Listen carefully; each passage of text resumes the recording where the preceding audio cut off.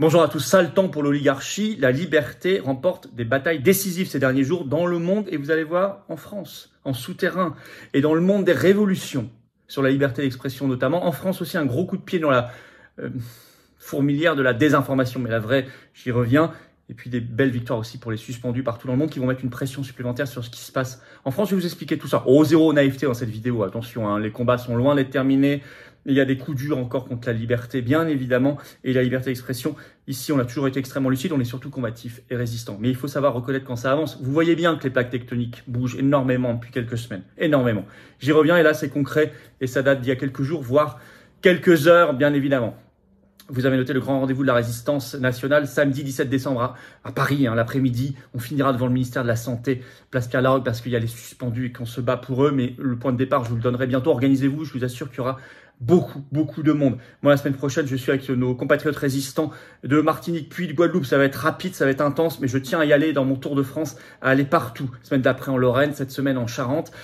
Pour l'outre-mer, vous écrivez à outre-mer@les-patriotes.fr si vous voulez venir me voir. Je ferai des réunions publiques, bien sûr, avec vous en Martinique et en Guadeloupe la semaine prochaine. Écrivez, informez-vous et réservez, bien évidemment. Abonnez-vous à cette chaîne YouTube. C'est important, le petit bouton s'abonner en dessous, cliquez dessus. C'est instantané, c'est gratuit. J'ai même plus besoin de vous dire pourquoi vous abonnez, vous le savez. Les algorithmes de YouTube font qu'on va être découvert par des gens qui ne nous connaissent pas encore. Plus il y a de gens abonnés à cette chaîne. Donc, grand merci à ceux qui se sont abonnés récemment et à ceux qui vont le faire, je le sais, dans les secondes qui viennent. Allez, venez aux Patriotes. Ça couronne le tout, cette carte orange, cette carte d'espérance. On se bat pour la liberté, pour la dignité, pour la souveraineté, pour l'humanité. C'est évident. Contre toutes les forces de l'oligarchie, sans aucun soutien. Mais on a le soutien de notre âme, de nos convictions, et on sait qu'on est terriblement nombreux. Mais il faut être encore plus nombreux. Il faut venir. Si vous hésitez, venez. Peut-être en cette fin d'année, c'est le moment de le faire. Pour ceux aussi qui veulent défiscaliser jusqu'au 31 décembre 2022, c'est le moment de le faire. Après, c'est une nouvelle séquence. Les compteurs sont remis à zéro. Profitez de cela. Défiscalisation aux 2/3 quand vous êtes adhérent, réadhérent ou pour faire un don. Et c'est que ça vaut le coup quand même. Adhérer ou réadhérer, c'est être mis en relation par ailleurs avec des gens qui sont comme vous, qui pensent comme vous, près de chez vous, en métropole, outre-mer ou à l'étranger. Pensez-y aussi, bien évidemment. Réadhérer si vous avez adhéré il y a plus d'1 an. Attention, c'est pas automatique. Alors, le lien pour être adhérent, nouvel adhérent ou réadhérent, c'est le même. C'est le premier sous la vidéo en description. Il est également en commentaire épinglé. Il sera dans les dernières secondes de cette vidéo en cliquant sur votre écran. Sous la vidéo en description, vous verrez un deuxième lien. C'est pour faire un don donc de soutien aux Patriotes, nous permettant de financer nos actions parce qu'on n'a pas 1 euro de financement public cette année. Rien du tout. C'est défiscalisé aux 2/3 de vos impôts. 31 décembre, là, pour 2022, pensez-y. Comme l'adhésion et la réadhésion. Bravo aux donateurs et aux réadhérents. Bienvenue aux nouveaux adhérents patriotes. Allez, un vent de liberté mondiale souffle fort et l'oligarchie fait la tête, même si, attention, zéro naïveté dans cette vidéo ou triomphalisme mal placé. Non, il y a encore beaucoup à faire et il y a encore de très mauvais coups. Mais il y a des choses phénoménales, et j'ose le mot, qui se produisent en ce moment dans le monde, et je viendrai sur la France dans quelques instants aussi. D'abord, mesurer l'importance de la révolution Twitter. C'est très important ce qui se passe. Et d'ailleurs, l'oligarchie est folle furieuse, avec même des menaces de Apple de supprimer Twitter de l'Apple Store, etc. Mais ça va être compliqué quand même. Mais on y reviendra. Mais enfin, en tout cas, depuis le rachat de Twitter par Elon Musk le 27 octobre dernier, il ne s'agit pas de glorifier Elon Musk surtout, mais sur ce point-là, en tout cas, honnêtement, il fait les choses. Il y a un changement progressif, mais quand même rapide, de politique sur la liberté d'expression. Et il y a eu une très grande annonce ce 29 novembre. C'est CNN d'ailleurs qui l'a découverte ce 29 novembre. Elle a découvert une mise à jour sur la page du blog de Twitter, sur le règlement de Twitter, très importante. Je vous cite ce qu'a découvert CNN. À compter du 23 novembre 2022, donc ça y est, depuis quelques jours, Twitter n'applique plus la politique d'information trompeuse du Covid-19. Ce qu'appelle CNN information trompeuse du Covid-19, ça veut dire la liberté d'expression sur le Covid-19. C'est fini la censure. Terminé. Alors que ça datait depuis le début 2020, depuis le début de l'épidémie de Covid-19. Par ailleurs, 11 000 comptes suspendus vont être rétablis, sont en train d'être rétablis sur Twitter. C'est phénoménal, et notamment du fait de la liberté d'expression qui s'était exprimée sur le Covid. Par ailleurs, ce 29 octobre, Musk avait annoncé qu'il allait, d'une manière générale, mettre en place un conseil de modération du contenu avec des points de vue très diversifiés. C'est ce qui manquait. Vraiment la vraie diversité. Et donc, dans cette foulée, Le 28 novembre, tout récemment, Elon Musk a tweeté ceci, je cite, « Les dossiers de Twitter sur la suppression de la liberté d'expression seront bientôt publiés sur Twitter lui-même. Les gens méritent de savoir ce qui s'est vraiment passé. » Fin de citation. Ça va être énorme. On va savoir ce qui s'est passé dans la machine de censure. Et aussi, vous savez, d'invisibilisation. Il y a plusieurs manières plutôt perverses de censurer. Mon Twitter, c'est F-Philippot si vous ne me suivez pas encore. Attention, il y a du monde. Moi aussi, j'avais subi depuis des mois cette invisibilisation, le blocage du nombre d'abonnés. J'espère que ça va se débloquer, donc F-Philippot. C'est fondamental. Pourquoi? Parce que Twitter, aujourd'hui, c'est le réseau le plus suivi au monde par la presse, par les grandes agences de presse et par tous les décideurs du monde entier. Donc, il a une importance particulière parmi les réseaux sociaux. À suivre, c'est une vraie révolution. 2, la Grèce. Alors ça, c'est très intéressant, y compris par ricochet pour nous en France. Vous allez comprendre. Décision très concrète, de la plus haute importance et qui met pression sur la France. En effet, ce 24 novembre, le Conseil d'État grec a jugé que la prolongation de l'obligation vaccinale Covid envers le personnel de santé grec jusque fin 2022 était, je cite, inconstitutionnelle. Donc, fin des suspendus en Grèce. Le Conseil d'État, je cite un grec, a jugé que c'était contraire au principe constitutionnel de proportionnalité, que c'était, je cite toujours, une interférence importante dans les droits fondamentaux de l'humain. Des termes à réutiliser chez nous, hein.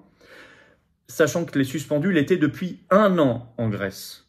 Alors ça a été repris partout, résultat, il y a une dépêche de l'AFP de ce 29 novembre, je cite, « La Grèce va réintégrer les personnels de santé non vaccinés ». Et l'AFP estime que c'est, je cite, plus de 2000 personnels de santé concernés dans un pays, je rappelle, d'à peu près 10 millions d'habitants. C'est beaucoup. Ça met la pression sur la France parce que le résultat, on est maintenant dernier, seul au monde. Il restait la Grèce.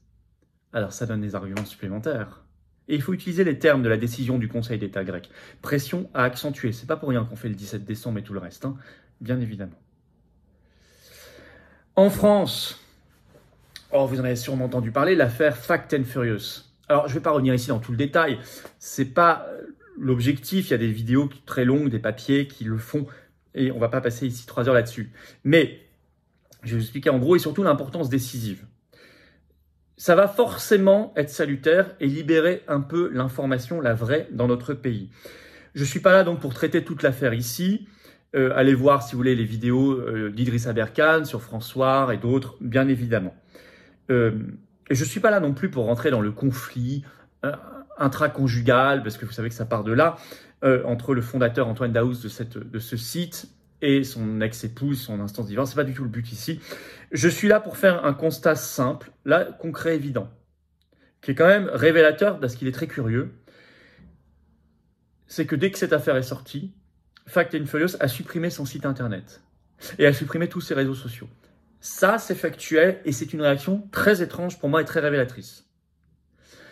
Ça a débuté, vous savez, par une vidéo en direct, donc le 22 novembre avec les accusations qui ont été proférées. On n'est pas là pour en parler. Le site Fact and Furious, il avait été créé il y a peu de temps, début 2021, par Antoine Daoust, qui est un ancien militaire devenu journaliste, entre guillemets, indépendant.